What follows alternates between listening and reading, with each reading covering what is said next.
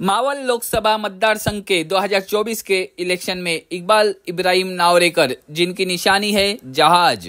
इकबाल नावरेकर साहब का तलोजा फेज 2 में प्रेस कॉन्फ्रेंस के बाद उनके इलेक्शन का कैंपेन शुरू हो चुका है। इकबाल भाई ने सबको यकीन दिलाया कि वो इलेक्शन में जीत हासिल करने के लिए खड़े हैं और वो जीतेंगे। उनकी कॉन्फ्रेंस में उनके कई अजीज नाना साहेब तायरे, अबू सलीम आजमी, निसार होल्डे, मुश्ताक अंतुले, अकबर पिंजारी, वसीम पटेल, असलम खोत, अब्दुल रहमान काजी उर्फ पापा तलोजे से, मरियम शेख, शहनाज खान, शफी मुफ्ती तलोजा गांव के कई लोग उनके कई हितचिंतक कार्यकर्ता दोस्त मौजूद थे। आदाब। महाराष्ट्र मित्र की टीम अभी आई हुई है। हमारे एक कैंडिडेट है, बहुत ही मशहूर पनवेल के सोशल वर्कर है इकबाल नावरेकर साहब, जो मतलब पनवेल के गलियों से हम देखेंगे उनको दिल्ली तक उनको अक्सर लोग दिखे गए। कोई भी पब्लिक का मुद्दा हो, देश के हित में कोई भी उनके पास उनसे कुछ ऐसी परेशानी किसी देशवासी की समझ सहन नहीं होती, इसलिए वो ऐसे ही मुद्दों को लेकर वो तुमको कहीं भी सिरको ऑफिस, पनवेल महानगर पालिका रहे या जिला परिषद का कोई मुद्दा रहे या फिर वो सेंट्रल में, यहाँ तक कि हमने उनको प्राइम मिनिस्टर ऑफिस में भी कई मुद्दों पर वो वहां पर तकरार करते हुए निकल जाते हैं और सीधा अपने तकरार उनसे कुछ इस तरह का कोई ऐसा बिना कॉम्प्रोमाइज वो अपने कई कामों को ऐसा करके, भले वो कब्रिस्तान का मुद्दा हो या देश के हित में कोई भी गली की कचरे की सफाई से लेकर किसी भी मुद्दे के लिए वो कोई कॉम्प्रोमाइज न करते हुए अपना मुद्दा वो पास करवा के अपने प्लॉट वगैरह लेना है या कुछ लेना है, ऐसा किसी भी कौम के हित के लिए वो हमेशा तत्पर तैयार रहते हैं। यही अभी वो लोकसभा पहली बार ऐसा हुआ है कि वो लोकसभा पब्लिक की डिमांड पर लोकसभा के इलेक्शन कॉन्टेस्ट कर रहे हैं। तो वही हम उनसे मिलते हैं, उनको देने एक सपोर्ट बोलकर दलित नेता भी जुड़े हैं, उनसे आकर हम मिलते हैं। अभी इकबाल भाई का क्या बोलना है आज के, अभी आपने जो फॉर्म भरे लोकसभा के, उसके लिए आपका क्या मतलब, किस मुद्दों पर आपका ये बोलना है? अस्सलाम वालेकुम रहमतुल्लाहि व बरकातुहू। मेरा नाम इकबाल इब्राहिम नावरेकर है। मैं बहुजन वंचित विकास संस्था का महाराष्ट्र का जनरल सेक्रेटरी हूँ। बहुत से तकलीफ हमको आ रहे हैं, जैसे कि बारने साहब यहाँ पर खासदार है, खासदार हो गए, 2 टर्म उनके गए, फिर भी हमारे नेता है माननीय डीबा पाटिल साहब, दिनकर बालू पाटिल, जो हमारे पनवेल वाले सब जानते हैं कि 52 बंगले में रहते, और उन्होंने वहां पर कुर्बानी दी। 12.5% की जमीन हमको शेतकरी को दिलाने के लिए उन्होंने लोगों की जान की कुर्बानी दी, जब जाके हमको 12.5% की जमीन मिली। फिर भी उसमें सिरको ने हमसे गबन किया, घोटाला किया और सिर्फ हमको 9.25% जमीन दी और अभी तक 3.5% जमीन हमको मिलना बाकी है। उसके बाद यहाँ पर हम देखते हैं कि जैसा कि पनवेल है, पनवेल के अतराफ में पानी का तलोजा फेज 1 फेज 2 में बहुत बड़ा प्रॉब्लम है। इसके बाद यहाँ पर जब कब्रिस्तान का काम की बात आई तो यहाँ पर सिरको महामंडल बेहिस थी, सिरको का कब्रिस्तान का प्लॉट देने को बिल्कुल तैयार नहीं थी। असलम भाई खोज साहब ने, हमारे अध्यक्ष, और मैंने कोशिश की तो अल्हम्दुलिल्लाह प्लॉट दिए। कितने गुंठे का? 38 गुंठे का सिरको ने दी।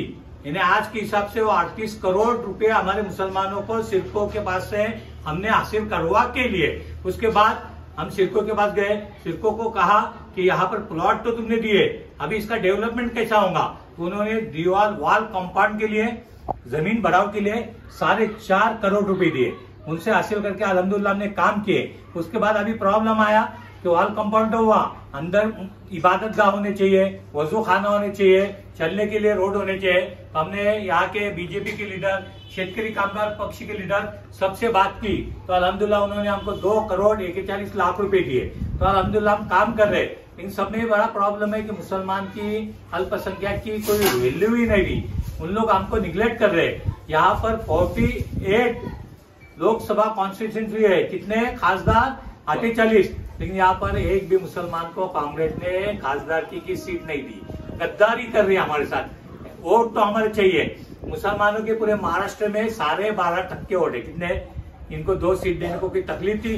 बिल्कुल सीट नहीं दी। बीजेपी से डरा कर कांग्रेस खाली मुसलमानों के वोट लेना चाहती है, लेकिन कोई उनको कैंडिडेट नहीं देना है। यही बोलना है ना आपका? बिल्कुल, कांग्रेस भी नहीं दे रही है ना बीजेपी दे रही है। कांग्रेस खाली शेर आया और शेर आएगा तो हम भी तैयार है ना मुकाबला करने, लेकिन सिर पर डरा रही। उसके बाद यहाँ पर वामजा गांव है, वहां पे सरपंच चुन के लाए, मुसलमानों ने उसको वोटिंग किए और जब वो सरपंच चुन के आया सिर्फ 5 वोट से चुन के आया। तलोजा से लगकर ही एक वामजा एरिया है जहाँ पर तलोजा MIDC को लग के गाँव है, 5 वोट से वो सरपंच जीत के आया। जब सरपंच जीत के आया तो उसके बाद वो लेटर योगी को लिखता है कि नवोजुबिल्लाह या हाजी मलंग की दरगाह नहीं है, ये किसकी दरगाह है?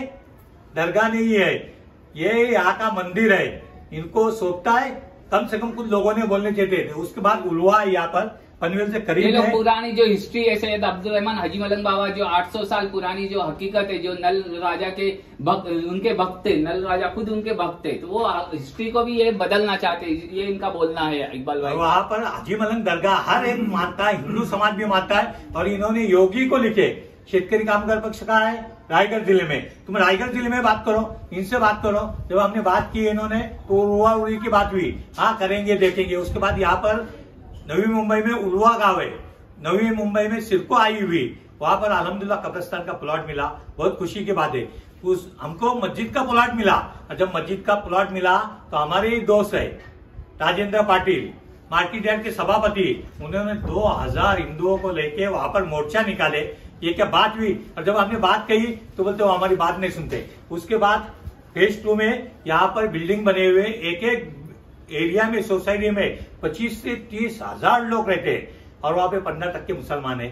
तरावी की नमाज का मौका आया, हमने लोगों से कहा कि नमाज पढ़ने दो, तो बोले यहाँ पर नमाज नहीं होगी। आगारी के सब लोग आए, वो भी बैठे, तो उन्होंने क्या बोले मालूम? अभी तुम चुप बैठो, बाद में देखते हैं।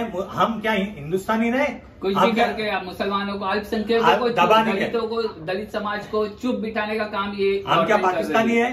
हम क्या बांग्लादेशी है? हम यहाँ के रहवासी है, हम आगरी समाज में ही पले पुले है। इन्होंने हमारा साथ दिया। माननीय दिबा पाटिल साहब जो खासदार थे, उन्होंने हमारा साथ दिया। उनके घर पर कितने हमारी मीटिंग होने की। हमारा जब हिस्ट्री का बड़ा फंक्शन था, वहां पर जब हमारा मोर्चा हुआ तो मैंने दिबा पाटिल साहब से रिक्वेस्ट किया, दिबा पाटिल साहब खुद हमारे साथ में आए और दिबा पाटिल खासदार साहब ने पूरा साथ दिया। और ये बांटने ने क्या किया, जब मौका आया नवी मुंबई में दिबा पाटिल साहब का नाम देने का, तो एक बार भी उन्होंने नाम 10 साल रहे, लेकिन खासदार में उन्होंने उसका प्रस्ताव लाने चाहिए था। एक बार भी ये बांटने ने, जो मिट्टी के लोगों ने उनसे वफादारी की, उसी से इन्होंने गद्दारी की है। और ये अप्पा बांटने जो ये 12 साहब टाकरे के बाद पैर के बाद बैठे हुए, उनका फोटो है, उनसे किए, उनसे गद्दारी किए, तो ये हमारा क्या साथ देंगे? मुसलमानों को क्या साथ देंगे? और हमारे साथ अल्हम्दुलिल्लाह आगरी लोग हैं, दलित लोग हैं, क्रिश्चियन लोग हैं, हर समाज के लोग हमारे साथ है। और उन लोग चाह रहे कि ये दोनों खासदार कहाँ के, चिंचवड़ के, पनवेल पिंपरी चिंचवड़ घाट के उस पार के ये खासदार है। यहाँ पर कल रायगढ़ जिले के जो हम कहते हैं कि हमारा रायगढ़, हमारे आगरी समाज, हमारा कोली समाज, वहाँ पर यहाँ के कोई अभी वो आ नहीं पाए, ऐसे ही करके वो ये कॉन्स्टिट्यूएंसी ऐसी तोड़कर उधर रखा हुआ वहाँ रखे। और दोनों भी खासदार वाकई दे रहे। पनवेल लोगों की मांग थी, आगरी लोगों की मांग है, कोली लोगों की मांग है कि यहाँ पर स्थानिक लोगों को पनवेल, उरण, खोपोली, करजत ये साइड में देते। हम तो बोलते हैं कि बबन पाटिल साहब को भी देते तो हम उनका पूरा साथ देते, टिकट भी नहीं बढ़ते। यहाँ के लोगों को साथ नहीं दिया। और कांग्रेस के जो लीडर है, यहाँ के कांग्रेस के लीडर भी नहीं रहे, उसके बाद यहाँ पर कार्यकर्ता भी नहीं रहे, इनके पास कोई उनका मुकाबला करने की ताकत भी नहीं। और बांटने के लिए सब पनवेल वाले मिलके, करजत वाले मिलके, इवन चिंचवड़ के लोग भी मिलके उनको वोट नहीं करने वाला, ऐसा उन्होंने वादा किया। अभी कल ही मीटिंग हुई, 33 खासदार की जो थे सब एक साथ में इच्छुक मेंबर थे, उसमें 3 लोग फेल हो गए। 30 लोग थे, 30 लोगों में 16 लोगों ने इकबाल नावड़ेकर को वहां पर कलेक्टर के सामने पाठिंबा दिया था। उन्होंने बोला एक मुसलमान है, मराठी कितनी अच्छी बोलता है, अधिकारी है। तो मुझे पूछा गया कि आप इतनी अच्छी मराठी कैसे बोलते हो? अब अधिकारी थे तो मैंने उनको बोला कि मैं महाराष्ट्र राज्य परिवहन महामंडल का ट्रैफिक इंस्पेक्टर था, महाराष्ट्र एसटी कामगार संगठन का मुंबई का कार्याध्यक्ष था, जिसकी वजह से मुझे मराठी भी अच्छी आती और मुझे हिंदू मुस्लिम सबको साथ में लेकर मुसलमानों सबको साथ में लेके चलने की ख्वाहिश है। कुछ लोग बोलते हैं कि तुम्हारे खड़े रहने से मदद बांटने को होंगी, बिल्कुल बांटने को नहीं होंगी। अल्लाह ताला की जात से उम्मीद है कि बाढ़ने भी हटने वाला है। जीतने के लिए इकबाल नावरेकर खड़ा हुआ है, जीतने के लिए ये सिर्फ खड़ा है और इंशाअल्लाह हम लोग साथ में अल्पसंख्यक मुसलमान समाज और सब अल्पसंख्यक और दलित समाज, आगरी समाज, कोली समाज, तमाम लोगों का साथ है। यहाँ पर आए हुए मेरे दोस्त है जो खासकर यहाँ पर आए हुए महाराष्ट्र के हैं, वो बताएंगे कि उनका कौन सा समाज का क्या किस चीज के अध्यक्ष है। बोलिए। मैं नाना साहेब तायडे, राष्ट्रीय दलित आघाड़ी राष्ट्रीय अध्यक्ष। मैं इकबाल भाई मेरे जूने दोस्त है, बहुत सालों से जानकार है, दोनों को दोस्ती अच्छी है और मेरी राष्ट्रीय दलित आघाड़ी इकबाल भाई को पूरा सपोर्ट कर रही है। और जितने मेरे यहाँ के हिंदू भाई हो, मुस्लिम भाई है, जितने मेरे परिचय के मेरे राष्ट्रीय दलित आघाड़ी में, वो सब इकबाल भाई को सपोर्ट करेंगे, ये मैं उनसे वादा करता हूँ और उनको जिताने की पूरी कोशिश करेंगे।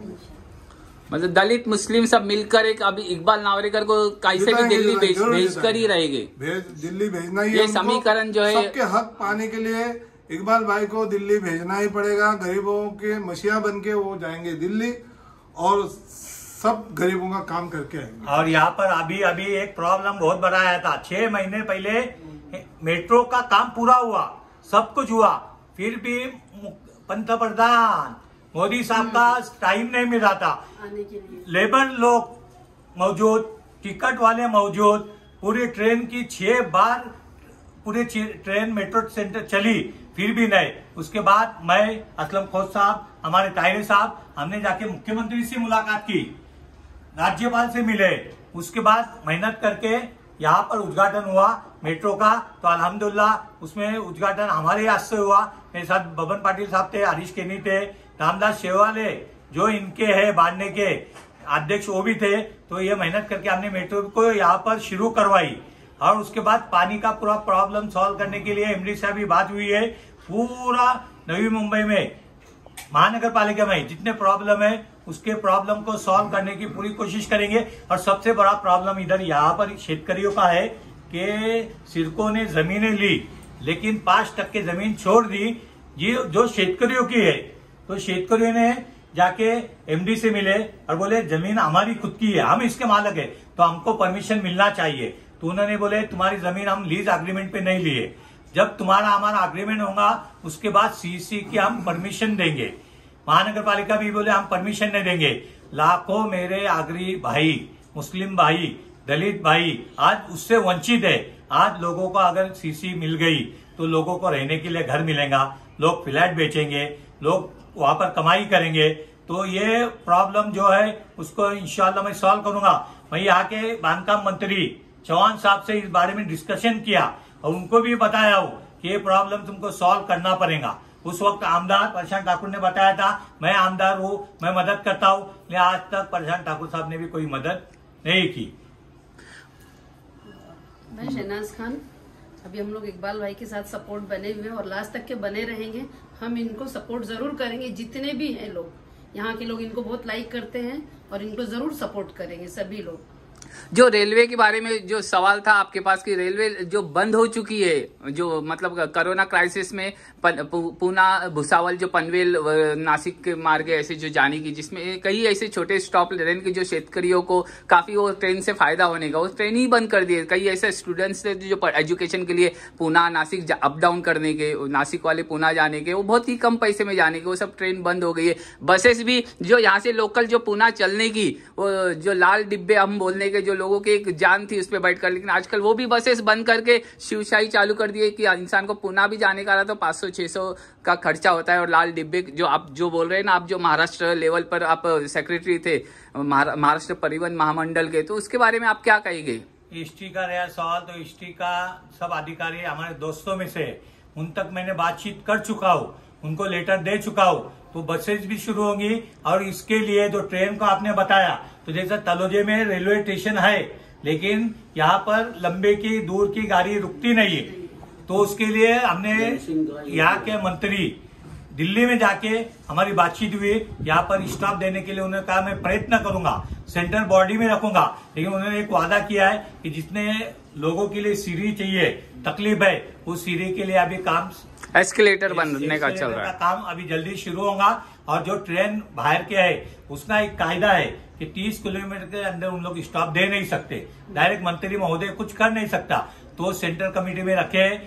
इंशाल्लाह उम्मीद है कि बहुत जल्दी यहाँ पर पनवेल में भी, तलोजा गांव में भी बाहर के गाड़ियों का स्टॉप शुरू होगा। और जलगांव, धुलिया जो खानदेशी लोग इधर के खानदेशी समाज बहुत समाज है, उनको तकलीफ हो रही, तो उनकी गाड़ियां शुरू करने के लिए भी हमने पत्र व्यवहार किया है, उनसे कांटेक्ट किया है। बहुत जल्दी उनका हम प्रॉब्लम सॉल्व करेंगे और वो गाड़ियों को शुरू करेंगे। और पनवेल से जो सीएसटी के फास्ट लोकल भी चल रही नहीं है, वो सिर्फ कभी से आशीर्वाद मिल रहा है, कई 10 सालों से हम सुन रहे हैं कि अभी होगी अभी होगी कभी होगी। एसी गाड़ी के लिए और फास्ट गाड़ी जो है उसके लिए भी हमारी बातचीत हुई है सिर्फ अधिकारियों से।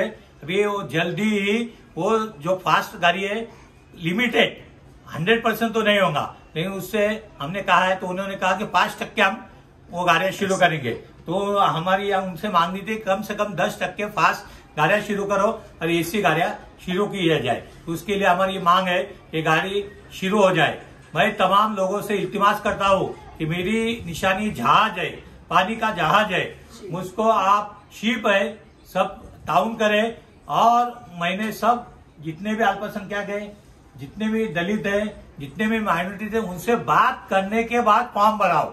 मैं खुद अकेला नहीं चला, मैं तो अकेला ही चला था जानिबे मंजिल मगर, मैं तो अकेला ही चला था जानिबे मंजिल मगर। लोग साथ आते गए, कारवां बनता गया। तमाम लोगों ने जब मेरे को वादा किया, तमाम दलित लोगों ने, आगरी लोगों ने, कराडी लोगों ने, कोली लोगों ने वादा करने के बाद मैं इस सीट के लिए खड़ा हूँ। मेरी ये 1 साल से मेहनत थी, उसके बाद मैं खड़ा हूँ। और ऐसा नहीं कि मैं वोट खाने के लिए खड़ा हूँ, मैं सिर्फ जीतने के लिए खड़ा हूँ। और कल से मैं देख रहा हूँ कि खोपोली से, हल से, दामस से, सालोक से, सब तरफ से फोन आ रहे हैं कि आप मेहरबानी करके जल्दी आइए और यहाँ पर सभा लीजिए। तो मैं तमाम लोगों से दरख्वास्त करता हूँ, रिक्वेस्ट करता हूँ कि आप तमाम लोग दुआ भी करें और अल्लाह की जात से उम्मीद भी रखे। इंशाअल्लाह अल्लाह ताला किसी को जाया नहीं करते। और उठ बांध कमर क्या डरता है, उठ बांध कमर क्या डरता है, फिर देख खुदा क्या करता है। अरे इनको कौन डरेगा? सबसे बड़ी जात किसकी है? अल्लाह ताला की जात है, ये कोई नहीं। सब लोग डराने वाले हैं, समझे। जब हम एक साथ ये मुट्ठी एक होंगे ना, 5 उंगली एक, तो इनका बाप भी अमल से नहीं लड़ेगा। और खुद जब सब कौम के लोग हैं, सब लोग हैं, दलित भी है, आगरी भी है, उसमें इकबाल भाई आगे बढ़ो, हम तुम्हारे साथ हैं। इकबाल भाई नावडेकर आगे बढ़ो, हम तुम्हारे साथ हैं। एक विनम्र अभिवादन आहे की येणाऱ्या 13 तारखेला निवडणुकीच्या दिवशी जहाज हा बटन दाबायचं। जहाज म्हणजे शिप, हिंदी में जहाज दबाने का और इकबाल भाई को बहुमतों से विजय करने का ये आपने सबने निर्णय लेना चाहिए। इकबाल भाई आगे बढ़ो, हम तुम्हारे साथ हैं। इकबाल भाई आगे बढ़ो, हम तुम्हारे साथ हैं। इकबाल भाई आगे बढ़ो, हम तुम्हारे साथ हैं। इस माहौल का खासदार कैसा हो? इकबाल भाई कैसा हो? इस माहौल का खासदार कैसा हो? इकबाल भाई कैसा हो? जीतेगा भाई, जीतेगा इकबाल भाई, जीतेगा। अपनी निशानी, अपनी निशानी, अपनी निशानी, अपनी निशानी।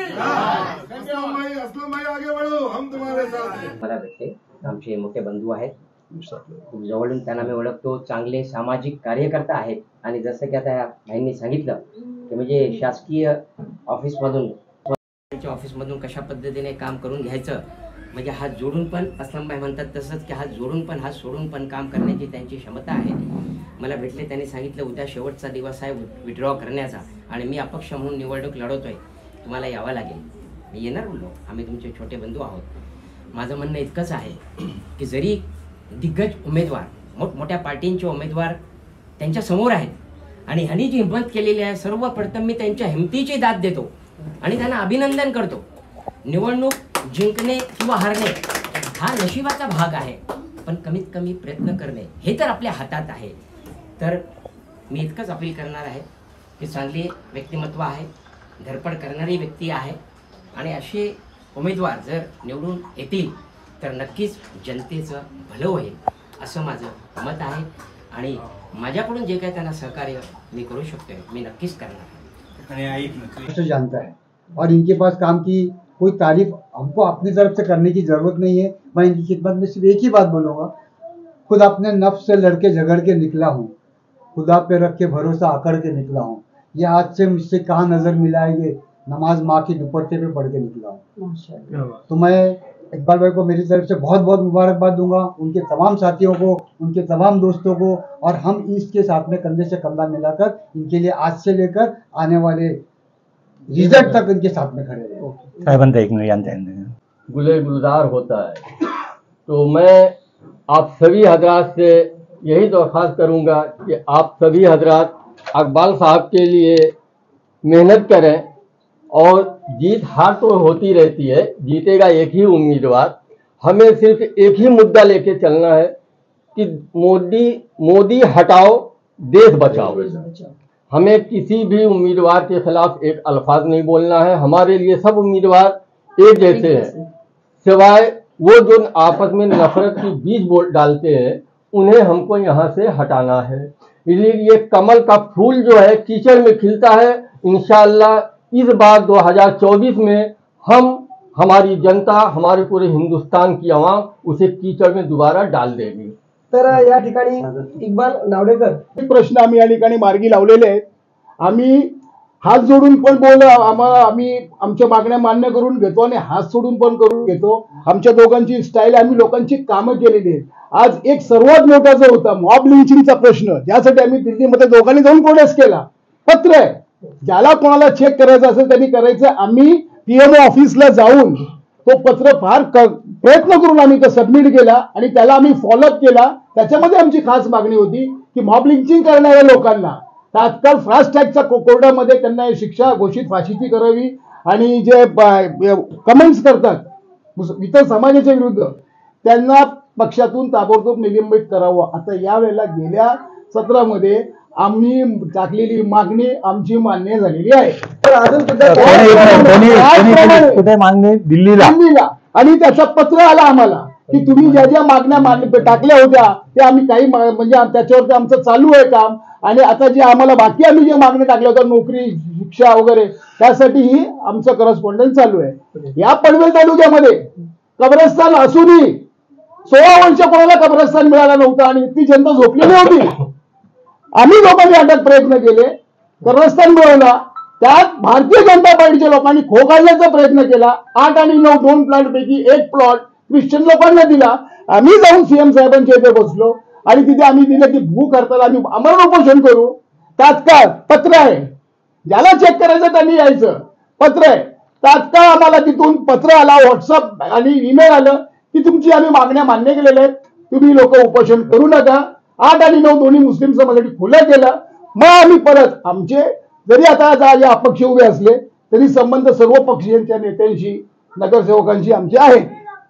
2,41,00,000 रुपयाचा फंड सर्व नगरसेवकांना भेटून, आयुक्तांना भेटून कब्रस्तानसाठी निधी मिळवला।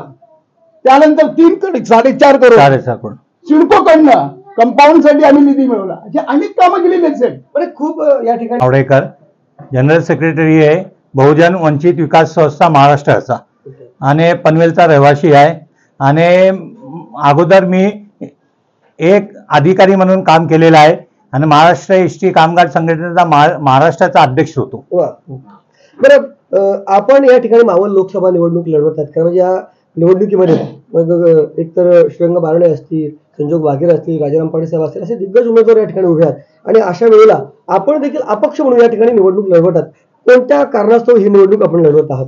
याचे विशेष कारण असे आहे की आम्ही शेतकरी आहोत आणि आमचे जे शेतकऱ्यांचे प्रॉब्लेम होते ते बारणे साहेबांनी अजिबात घेतलेले नाही। सर्वात मोठा प्रश्न म्हणजे आमचा इकडे 12.5% जागेचा प्रश्न होता। सिडकोनी जागा घेतली आमच्याकडून, पण फसवणूक केली। आम्हाला फक्त 9.25% जागा दिली। 3.5% जागा आमची खाण्याचं काम सिडको अधिकाऱ्यांनी केलेलं आहे।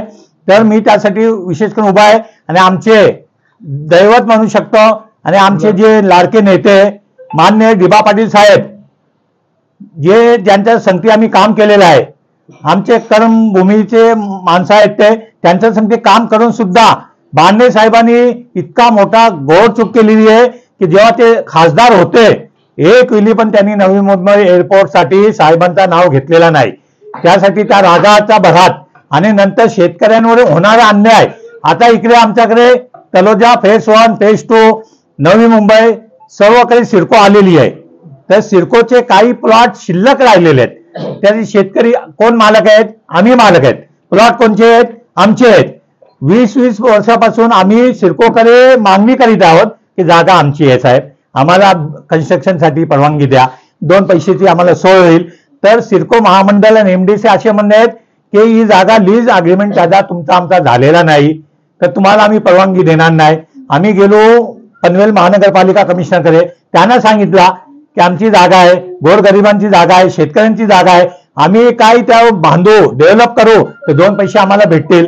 पण ते काय ऐकायला मागत नाही. ते सांगतात की मुख्यमंत्री करून ज्यावेळी प्रस्ताव येईल त्यावेळी आम्ही तुम्हाला लीज अग्रीमेंट करून देऊ. म्हणजे आम्ही मरत राहायचं इकडे. जमीन कसलेली आहे. आज आमचे खायाचे वांदे झालेले आहेत.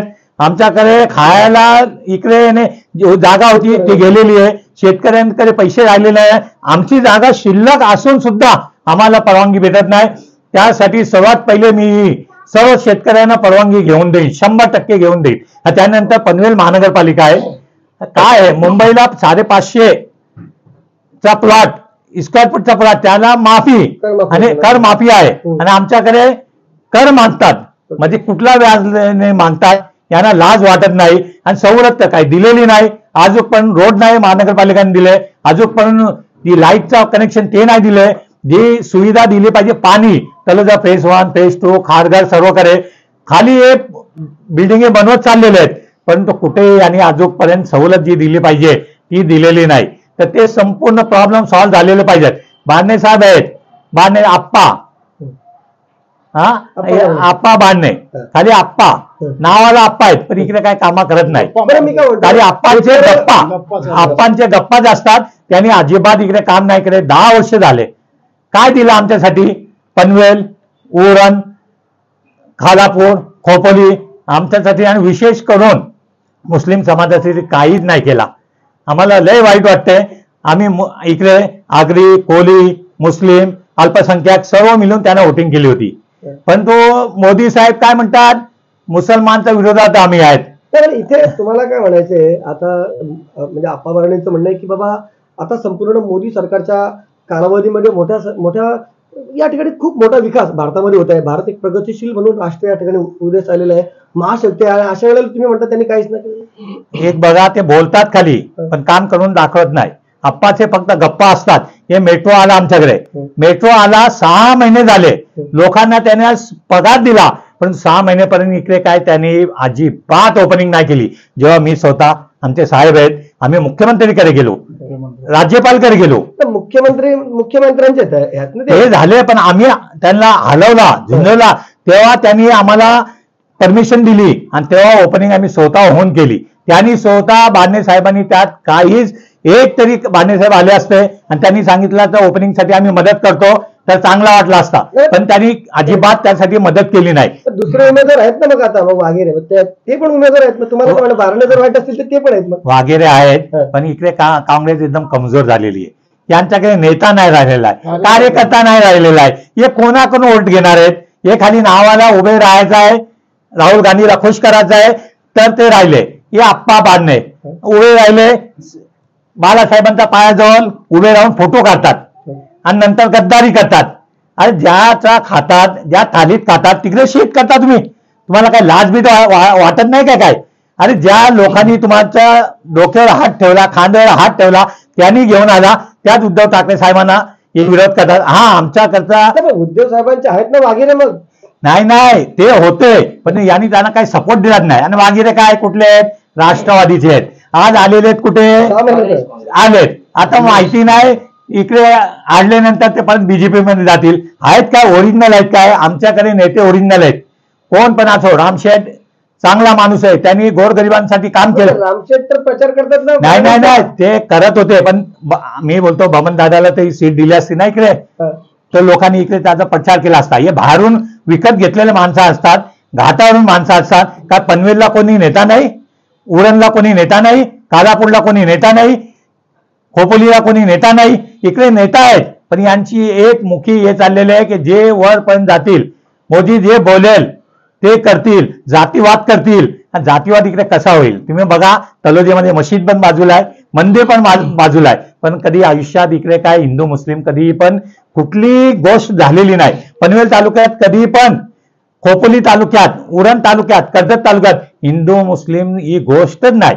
आता मी राहतो आगरी समाजचा 100% लोकांमध्ये, आणि आगरी लोक आहेत, कोली आहेत, कराडी आहेत, बहुजन आहेत, अल्पसंख्याक मुस्लिम आहेत, सर्व आम्ही मिळून मिसळून राहतो इकडे. आणि इकडे कधी ही गोष्ट नाही. आणि हे काय ना काय बोलत बसतात मोदी, आणि मोदी कितना लाख दूंगा मैं, 15 लाख 15 रुपये तरी लोकांना दिला काय.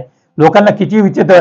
गॅस का भाव कम हुआ क्या, गैस का भाव कम हुआ, इधर कम हुआ. बरं, पेट्रोल का भाव कम हुआ का, बरं आहे. लोकांना गोरगरीब आता वैतागलेले आहेत, दोघांना पण वैतागलेले आहेत. त्यांनी विचार केले की 100% आपण नवीन इक्बाल नावडेकर यांनाच निवडून आणू. आणि काल एक बोलतो साहेब, काल चिन्ह मिळणार होता, 33 लोक होते, 3 लोकांनी महागाई घेतले. त्यात 16 लोकांनी सांगितलं की इक्बाल नावडेकर मुस्लिम आहेत पण मराठी किती चांगला बोलतात. 16 लोकांनी उभे राहून तिकडे कलेक्टर समोर बोलला, साहेब इकडेच घ्या, तर आम्ही इक्बाल नावडेकरला इकडे पाठिंबा देऊन खासदारकी डिक्लेअर करतो. म्हणजे जेव्हा लोकांचा इतका पाठिंबा भेटत असेल, लोकांसाठी आमचे गरीब लोक आहेत, खायाचे लोकांचे वांदे झालेले आहेत, आणि आगरी समाजला तरी यांनी काय सवलत दिली. कुठला चिन्ह कुठला मिळेल तुम्हाला? आम्हाला चिन्ह शिप मिळालेला आहे, पाणीचा जहाज मिळालेला आहे, आणि 100% तो जहाज पार होणार आहे. कोकण आहे हा, कोकणला पाणीचीच गरज आहे, आणि पाणी तर आहेच, पण आम्हाला इकडून बाहेर जायला शिपचीच गरज होती. शिप मिळालेली आहे.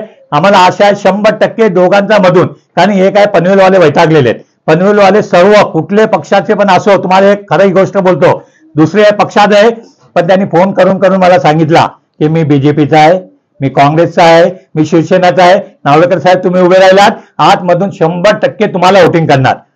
हे सर्वांचा आमचा आशीर्वाद आहे. आणि आमच्याकडे हे बघा पक्षाचे पाठिंबा पुन्हा दिले. साहेब नाव काय तुमचं साहेब?